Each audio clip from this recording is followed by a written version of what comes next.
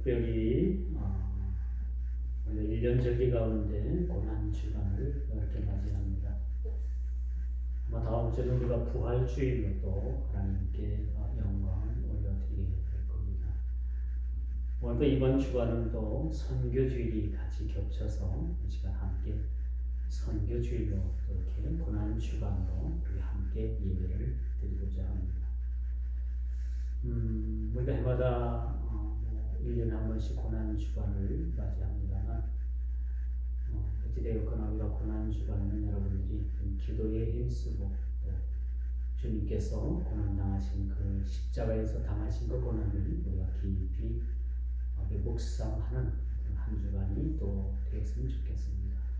오늘 주보에는 특별히 여러분들 주님께서 이렇게 고난주간에 행하셨던 일들을 그렇게 제가 설교란에 그렇게 적어놨습니다. 매일 여러분들이 이제 하루, 이틀, 사흘, 나흘, 닷새, 여섯까지 쭉 이 말씀 내용을 읽으면서 하루하루를 주님께서 어떤 그렇게 일들을 하셨고 마지막에 십자가에 이렇게 못 박히셨는가라는 것을 여러분들이 한번 깊이 생각해보자는 의미에서 그 매일별로 그렇게 말씀을 정리해놨으니까 여러분들이 잘 읽어보시고 고난에 함께 여러분들이 깊이 묵상하고 이 고난의 주간에 또 여러분들이 은혜 가운데 지낼 수 있는 우리 모두가 다 되길 바랍니다. 오늘 이 본문 말씀 요한이서 1장 4절에서 11절의 말씀을 가지고서 계명대로 진리를 행하라 라는 하나님의 말씀의 제목을 가지고서 하나님의 말씀을 증거하도록 하겠습니다.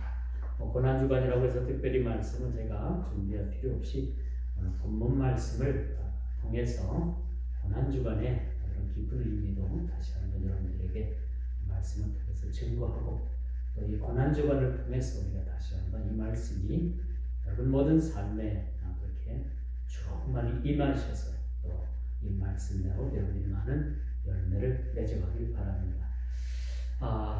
계명대로 진리를 행하라. 계명대로 진리를 행하라.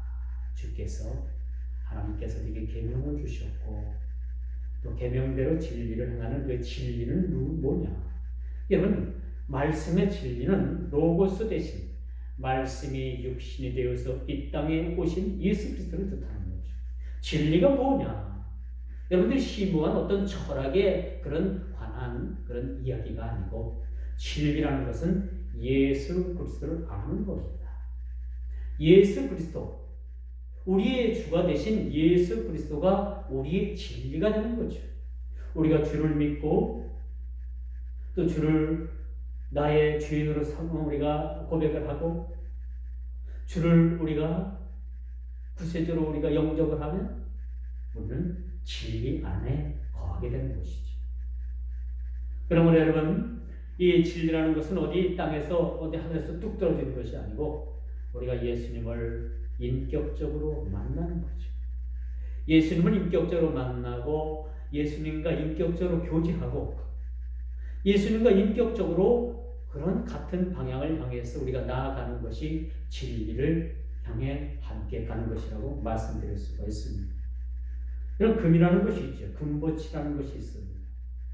여러분 손가락이나 목걸이나 아니면 어떤 장식에 금이라는 것이 많이 들어가게 되어 있죠. 이 금이라는 이 광물질이 제대로 금이라는 인정을 받기까지는 수많은 과정을 거치게 되는 거죠.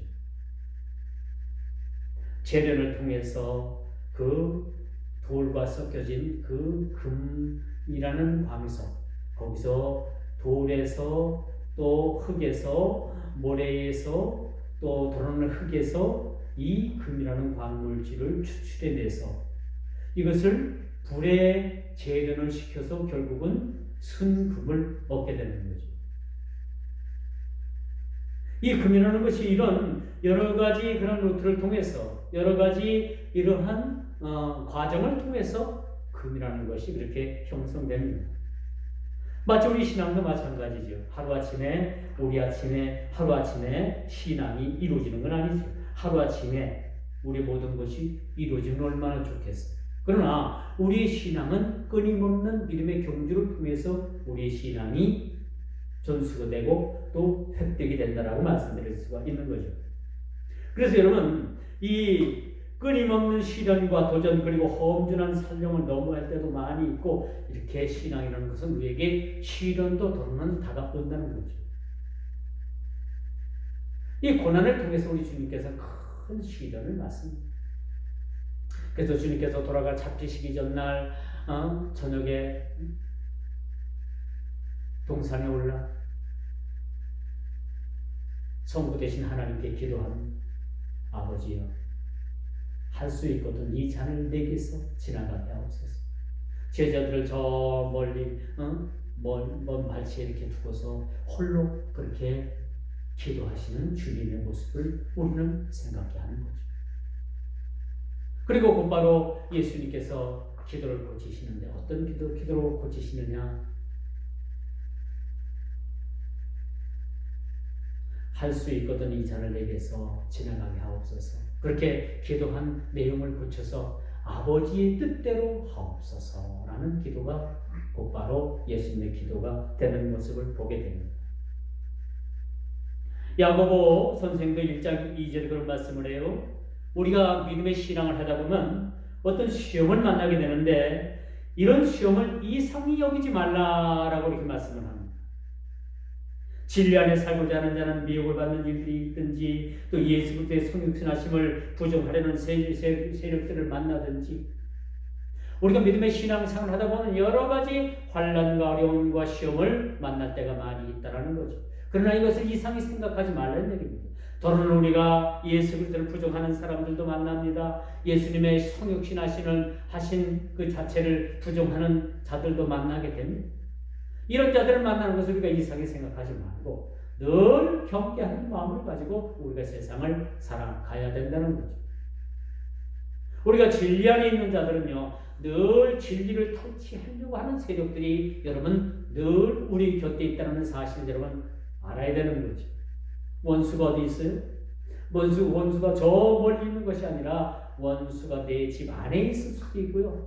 원수가 내 가장 친한 친구라고 믿었던 그 친구가 나의 원수로 작용할 수도 있다는 사실 우리가 염두에 둬야 되는 거죠.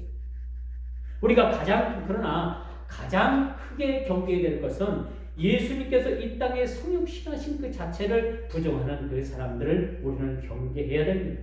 이런 사람들과는 오늘 본문에 보니까 인사도 하지 말라고 그랬어요. 그냥 지나쳐 버리라고 했습니다. 그렇죠? 아는 척도 하지 말고 집안에 들이지도 말라고 했어요. 어떤 자들? 예수님께서 이 땅에 육신으로 오신 것을 부정하는 자들. 예수님께서 인성과 신성이 함께 하신다는 사실들을 부정하는 자들을 너희는 경계하라라고 그렇게 말씀을 합니다. 그러면 여러분, 우리가 첫째, 진리를 행하는 자들이 되어야 되겠다는 거죠. 이 고난주간을 우리가 통해서 우리가 주님의 십자가에 달리신 주님의 그 고통과 아픔을 깊이 묵상하면서도 우리가 잊지 말아야 될 것은 주님께서는 진리십니다. 진리 대신 그 예수 그리스도, 그분께서 행하시고 말씀하시고 그렇게 행동하시고 그렇게 하신 모든 일들을 우리는 본받아 그 진리를 행하는 자들이 되어야 된다라는 말씀을 말씀드릴 수가 있겠죠.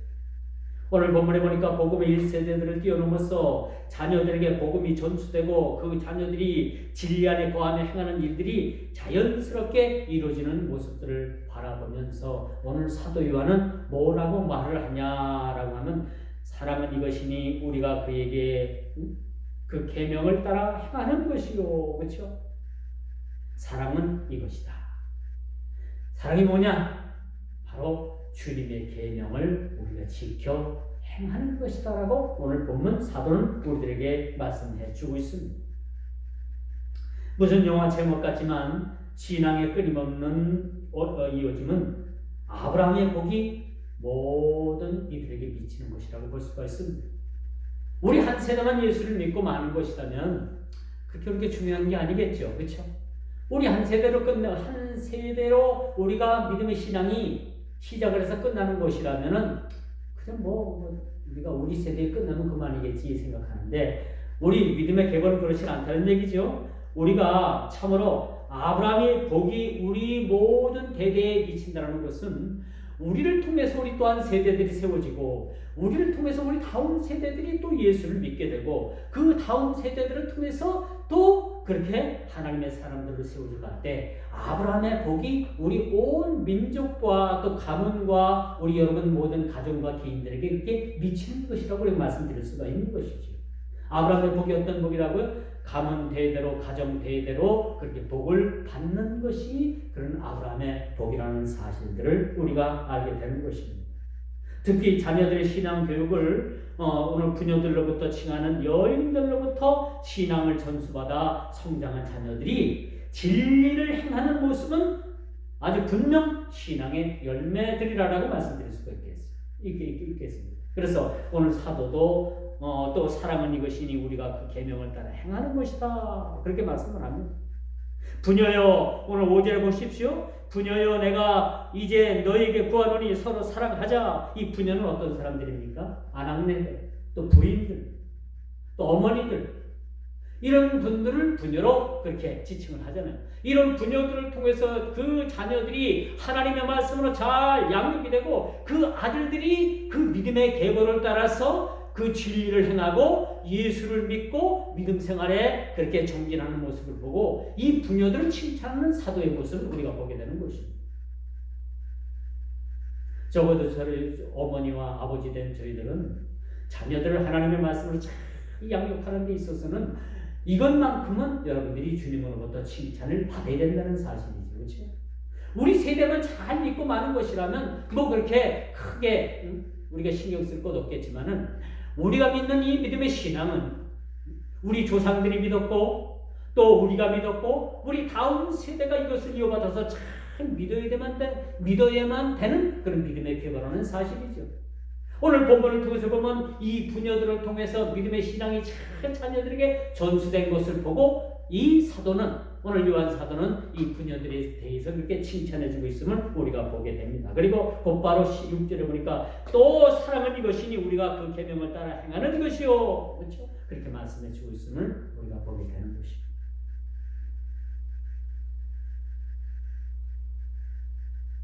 그러므로 여러분 우리가 열심히 가꾸고 보살핀 가시나무가 열매를 맺어 그 농부를 기뻐함과 같이 우리가 믿는 이 신앙 우리가 이 받아들인 이 예수 그리스도의 이 진리, 생명, 부활, 또는 우리가 고난도 우리에게 찾아오지만은 이 신앙의 교육을 통해서 자녀들에게 온전히 그런 신앙의 교육을 전수해야만 된다는 사실입니다. 고난이라는 이 주간이 오늘날 이 한 주간으로 끝나는 것이 아니라 주님 오실 때까지 이 고난의 일들이 우리 자녀들에게 또 그 자녀들에게 또 다음 세대들에게 끊임없이 이것이 전수되고 이것이 전해져서 주님의 고난이 우리의 고난이 되고 주님의 고난이 우리 모든 믿음의 신앙의 고백의 기초가 될 수 있는 그런 고난이 되기를 주님의 이름으로 축복합니다. 요즘 코로나로 인해서 백신 전쟁이 벌어지고 있잖아요.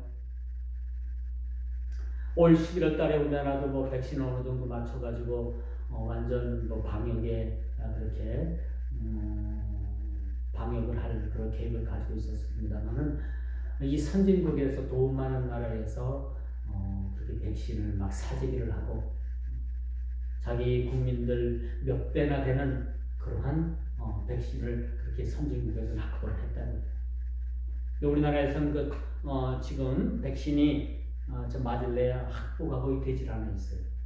그래서 올 11월 달도 이게 가능하겠느냐 그런 이야기들이 나옵니다만 왜 이런 일이 있다고 여러분 생각을 합니까? 나 안에 다른 타인을 생각하는 마음들이 없는 거예요. 다른 사람에 대해서 조금이라도 나 아닌 다른 사람에 대해서 조금이라도 우리가 참 사랑하는 마음들이 있다면 백신을 돌려가면서 가능하면은 돈 없고 못 사는 저 개발 도상국이나 그런 나라부터 그렇게 백신을 공급해 주는 것이 저는 맞다라고 생각을 합니다. 근데 세상은 그렇지 않은 거예요. 자기 욕심에 빠져 있고 자기 사랑에 빠져 있습니다. 그럼 우리 그리스도인들은 어때요? 자기 사랑에 도취되어 있는 사람들이 아니라 나 아닌 다른 사람들을 사랑할 수 있는 마음을 가진 사람들이 우리 그리스도인이라는 사실들을 여러분 믿어야 되고 또 그렇게 행해야 될 줄 여러분들이 그렇게 믿어야 되는 것을 말씀드릴 수가 있는 것이죠. 우리가 서로 사랑할 때 내 이웃이 보여지게 됩니다. 우리가 서로 사랑할 때 나보다 못한 사람들이 보여지기를 시작하게 되는 거예요. 선진국 돈 많은 그런 나라들이 올바른 인식을 가지고 진짜 주님을 사랑하는 마음이 있는 그런 나라들이라면 못 살고 돈이 없어서 백신을 확보하지 못하는 저 아프리카 같은 곳에 먼저 백신을 보내는 것이 맞다고 생각합니다. 이것이 주님의 사랑입니다. 그것이 실천해야 될 우리의 신앙인들의 덕목이라고 생각을 합니다. 사랑은 이것이니 너희는 서로 사랑하라. 또 사랑은 이것이니 우리가 그 계명을 따라 행하는 것이 사랑이라고 말씀해 주고 있습니다. 그러므로 여러분 이제 서로 사랑하는 것이 계명을 지키는 것이라는 사실들 믿으시기 바랍니다. 서로 사랑하는 것이 계명을 지키는 것이에요. 지금까지 나만 사랑했다면 우리는 주님의 사랑을 계명을 하면서도 지키지 않는 자였다는 것을 우리 스스로가 반성해야 될 문제라고 생각을 합니다. 서로 사랑하는 것이 주님의 계명을 지키는 것이라고 했습니다. 계명을 지키는 것이 하나님을 사랑하는 것이라고 했습니다. 그러므로 우리는 서로 사랑하는 것이 마땅하다라고 말씀드릴 수가 있겠죠. 자, 오늘부터 우리는 한 주간을 고난의 주간으로 보냅니다. 늘 그랬듯이 이 고난의 주간이 되면 많은 그리스도인들이 금식을 합니다. 많은 사람들이 또 시간을 내서 기도도 합니다. 또 많은 사람들이 행사도 줄이고 기도로서 경건의 시간을 보냅니다. 그러나 이번 고난의 주간을 통해서 우리의 신앙이 다시 한번 회복하는 계기는 무엇이냐? 정신적으로나 물질적으로 고통당하는 우리 주위 환경을 돌아보는 것도 이 고난 주간에 우리 그리스도인들이 해야 될 일이라는 사실들을 여러분 깊이 그렇게 깨닫길 바랍니다. 이 땅의 고난의 주님의 뜻이 고통당하는 자들의 회복의 기회가 되기 위해서 우리가 기도해야 합니다. 이 고난의 주간에 자기만을 위해서 기도한다면 물론 기도하지 않는 것보다 낫겠지만은 나 자신만을 위해서 기도하는 것보다는 나보다 못한 이들을 위해서 우리가 기도하는 것도 참으로 귀한 일이라는 것도 여러분 생각하시길 바랍니다. 그러면 오늘 사도의 외침처럼 서로 사랑할 때 관계가 회복되어지는 겁니다.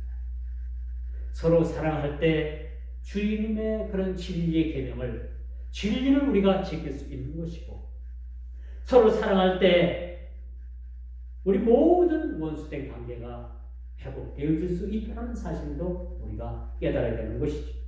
이 세대의 고통을 끊어낼 수 있는 길은 오직 우리가 관계 회복입니다. 서로 사랑하는 겁니다. 그 사랑을 바탕으로 우리가 진리를 우리가 지켜내는 일이라는 것을 우리 모두가 다 같이 이 시간 깨닫길 바랍니다. 아무리 많은 재난지원금을 우리가 준다 해도 요즘부터 정부가 제4차 재난지원금을 준다고 국회에서 또 무슨 비준을 놓고 곧 4월달쯤 되면 4차 그런 재난지원금이 이번에는 농어촌에 있는 농부, 어부 또 소상공인들에게 재난지원금이 이렇게 주어진다고 합니다.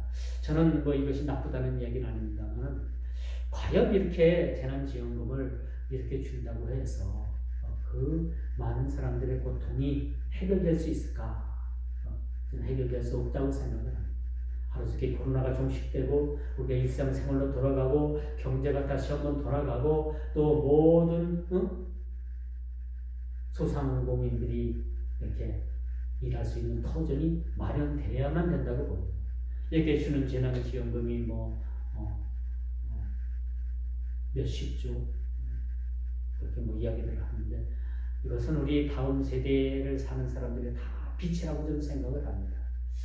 그래서 참 염려스러운 것이 점점점 정부의 비선 들어가는데 나중에 이것이 또 이렇게 제2의 금융위기가 되진 않을까 그런 생각도 한번 하면서 우리가 참 이 고난주간을 통해서 우리가 우리 그리스도인들로서 참 기도할 제목들이 많다라는 것을 오늘 우리가 한번 깊이 깨닫고 참 이번 고난 주간이라도 우리가 죽기 살기로 하나님 앞에 기도했으면 좋겠다 그런 생각을 합니다. 오늘 현실을 우리가 극복하는 것은요, 전 3절의 말씀처럼 은혜와 긍휼과 평강이 하나님 아버지와 아버지 아들 예수 그리스도께로부터 진리와 사랑 가운데 우리와 함께 있을 때 가능하다는 얘기죠. 다시 말씀드리면 오늘 이 현실을 극복하는 길이 어떤 길입니까? 이 고난의 주간을 통해서 은혜와 평강이 하나님과 그 아버지와 아들 예수 그리스도로부터 이것이 충만히 우리에게 공급되어져야 된다는 사실들을 우리가 깨달아 알아야 되는 것이죠. 아무리 많은 재난지원금을 줘도요, 이 어려운 금난을 극복하는 길은 참 쉽지 않다고 봅니다. 그렇다면 이 현실을 극복하는 길이 무엇이냐? 은혜와 긍휼과 평강이 하나님 아버지와 그 아들 예수 그리스도로부터 충만히 이것이 내려질 때 우리가 먼저 변화를 받고 은혜와 평강을 우리가 큰 그런 은혜를 우리가 받고 우리가 먼저 사랑하고 우리가 먼저 이웃을 위해서 우리가 헌신하고 우리가 먼저 주의 진리 계명을 따라서 많은 이들에게 사랑을 실천하는 그러한 계기가 되어야 된다라고 말씀드릴 수가 있겠죠. 자, 이제 마지막으로 미혹하는 자가 세상에 많이 나와 있음을 우리는 기억해야 합니다. 예수님 때나 그런 중세시대 때나 현세나 늘 미혹하는 자가 세상에 많이 활동하고 있음을 우리는 기억을 해야 합니다. 예수님께서 십자가에 달리실 때도 많은 사람들의 조롱과 비웃음이 있었습니다. 네가 진짜 하나님의 아들이거든 네가 십자가에서 내려와 봐라. 그렇게 조롱했던 자들도 많이 있었습니다. 오늘 우리는 고난의 주간을 맞습니다. 그리고 또한 서로 사랑하지 못한 우리의 죄를 우리가 회개하고 십자가에 달리신 주님의 죽으심을 깊이 생각하는 한 주간이 되어야 되겠다라는 것이죠. 이유는 뭡니까? 아직도 세상에는 미혹하는 자들이 많이 있을 뿐만 아니라 이 미혹하는 자들로부터 많은 영혼들이 유린을 당해서 저 지옥의 나라로 떨어지는 수많은 사람들이 지금도 지옥으로 나게 떨어지는 그런 수많은 사람들을 우리가 보게 됩니다. 안타깝지 않습니까? 지금은 종교적 혼합주의를 비롯해서 초대교회의 영지주의적 영향력을 가지고 또 그 잔재들이 아직도 신성한 교회 안에 들어와서 진리를 해방하는 일들이 여러분 교회 안에서도 지금 서슴지 않고 그런 일들이 벌어지고 있다는 사실. 여러분 마지막 때가 어떤 때인지 압니까? 마지막 때가 가까우는 걸 우리가 아는 것 하나는 뭐냐? 너희가 마지막 때가 가까운 줄 아는 방법은 거룩한 것이 성전에 서는 것을 보거든 너희는 가증한 것이 성전에 세워지는 것을 보거든 너희는 때가 다한 줄 아나. 그렇게 말씀합니다. 멀지 않아서 이 거룩한 성전 가증한 것들이 들어서게 되면 그때는 마지막 때가 가까웠음을 알리는 하나의 신뢰하는 사실들을 우리가 보게 됩니다. 오늘날 한국 교회의 강단이 얼마나 화려해졌는지 몰라요. 얼마나 화려한지. 금장식을 하고 또 온갖 네온사인을 다 합니다. 너무나 강단이 화려해지고 있어요. 목사의 가운이 여러분 얼마나 화려해지고 있는지 몰라요. 저는 가급적이면은 절기 행사 외에는 목사 가운을 입지 않으려고 합니다. 근데 오늘날 여러분들 그 기독교 TV 같은 데 이렇게 목사님들 입고 나오는 가운을 보면 얼마나 화려해요. 여기는 박사라는 그 4줄 한 줄을 입은 가운이 있고 그 가운이 얼마나 화려해요. 마치 교황의 모습과 같은 모습이 이 한국 개신교 기독교 안에 이렇게 재현되고 있다는 사실을 보면서 이것 또한 마지막으로 가는 하나의 장식품이 아닌가라는 생각을 한번 가져봅니다. 그러므로 여러분 그리스도 안에서 그리스도의 교훈 안에 우리가 거하며 형제를 사랑하고 내 이웃을 내 몸과 같이 사랑하는 고난의 주간이 되어야 된다. 물론 고난의 주간에 우리가 금식도 중요합니다. 고난의 주간에 우리가 특별기도 중요합니다. 그러나 이 고난의 주간에 우리가 다시 한번 기억해야 될 것은 내 이웃을 내 몸과 같이 형제를 사랑하고 그 사랑 안에서 우리가 거할 수 있는 그런 고난의 주간이 되어야 된다는 사실입니다. 이 고난의 주간의 의미를 우리가 다시 한번 생각하면, 여러분 고난의 주간에 금식들 많이 하는데 이 금식의 의미가 뭔지 압니까? 이사야서 58장 6절에 보니까 금식의 의미, 뜻을 그렇게 적고 있더라고요. 여러분 뭐 금식을 하면서 하나님 앞에 때를 떠서 또 때를 써가지고 안 되는 걸 가서 막 여러분들 막 때를 써갖고 막 이루어지게 하는 것이 금식이라고 생각하지만, 사실 금식의 의미는 뭐냐?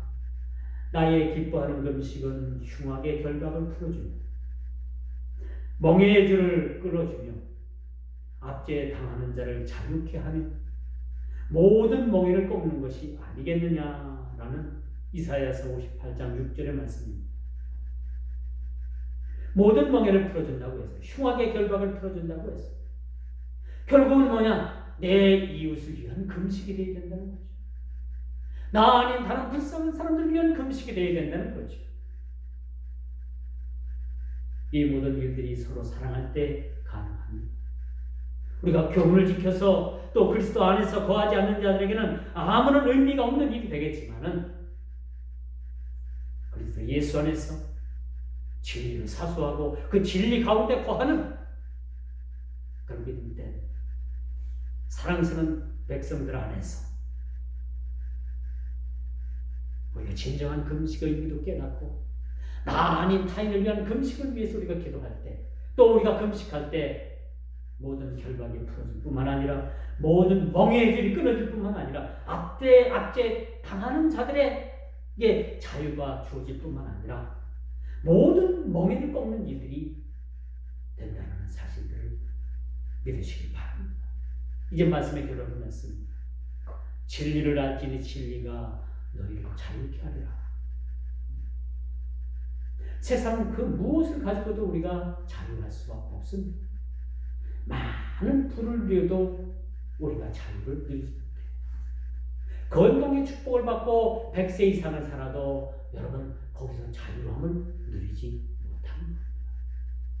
그래서 우리가 진리를 알고 자유함을 누리는 것이 뭐냐? 예수님 자신 안에, 예수님 자신이 되신 그 예수님의 그 속죄의 죽으심에 의해서 우리는 진리를 통해서 자유를 누리게 됩니다.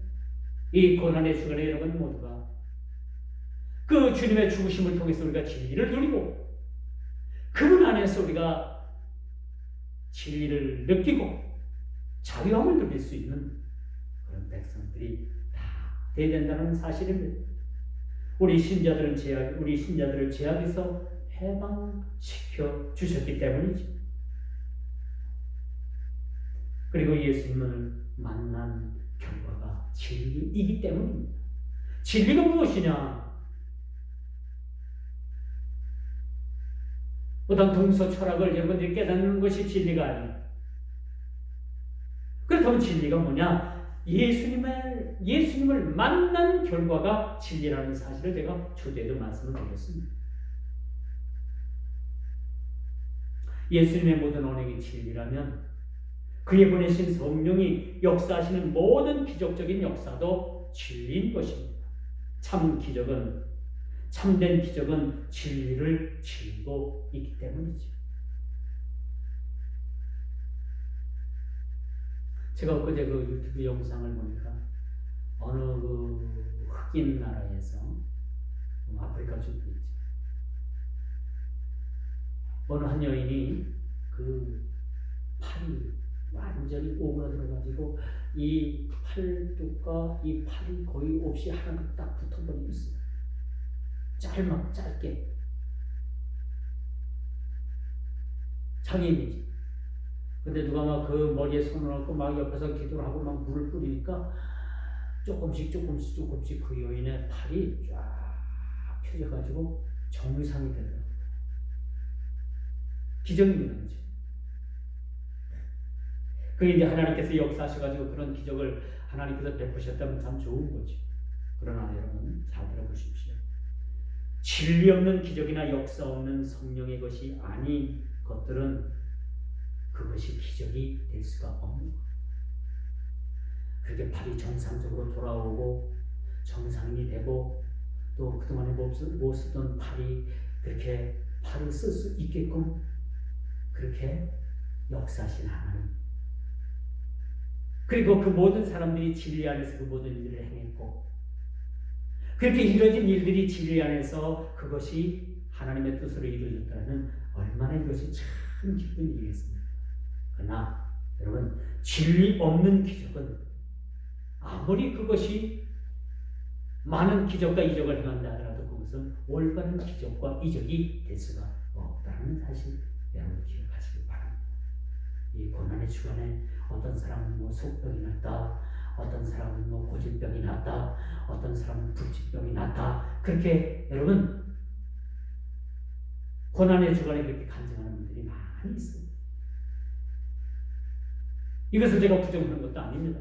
여러분들도 가능하면 이 고난의 주간에 여러분들이 많은 기도를 통해서 하나님께서 행하시는 기적을 누리고 맛보시기를 축원드리겠습니다. 오늘 10절 말씀이에요. 누구든지 교훈을 가지지 않고 너희에게 나아가거든 그를 집에 들이지도 말고 인사도 하지 말라. 아무리 기적과 능력과 이적을 행한다 하더라도 그것이 뭡니까? 이 교훈 하나님의 진리 안에서 또 진리 없는 기적이 된 그 상황을 너희들은 바라보지도 말고 기대하지도 말고 드리지도 말고 인사도 하지 말라는 얘기입니다. 모든 것은 하나님의 교훈과 더불어서 계명과 더불어서 진리 되신 예수 그리스도를 통해서 우리에게 역사하시고 일하시고 그것을 성령을 통해서 우리에게 믿게 하신다는 사실들을 여러분 모두가 깨닫기 바랍니다. 오늘 이 고난의 주간을 통해서 우리가 다시 한번 하나님께서 주신 그 교훈과 계명을 잘 우리가 지키고 그 안에서 우리가 우리의 진리로 오신 우리 예수 그리스도 또 진리를 증거하시기 위해서 우리 오신 성령 하나님 그분을 통해서 이 고난의 주간이 이런 모든 고난이 기쁨의 고난이 되고 승리의 고난이 되는 그런 한 주간이 되기를 주님의 이름으로 축원하면서 말씀을